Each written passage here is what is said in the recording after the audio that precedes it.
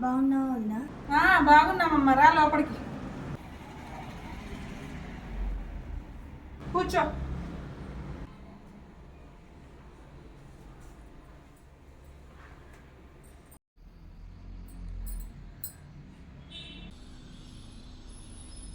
వదినా, అన్నయ్య లేడా?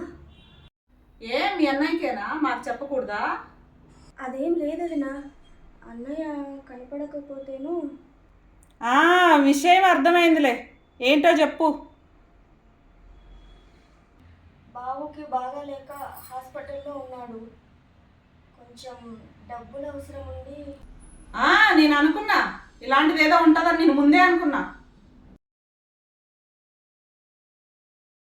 పెళ్ళైన కాడ నుంచి అన్నయ్య ఆ అవసరం ఉంది, అన్నయ్య ఈ అవసరం ఉంది, అన్నయ్య అది, అన్నయ్య ఇది, ఎప్పుడు మా ఇంటి మీద పడి ఏడవడమే. సరే వదినా, వెళ్ళొస్తా. సరే సరే. ఆడపిల్లకి అమ్మా నాన్న ఉన్నంత వరకే పుట్టిల్లు, లేదంటే అది పరాయి ఇల్లుతో సమానం.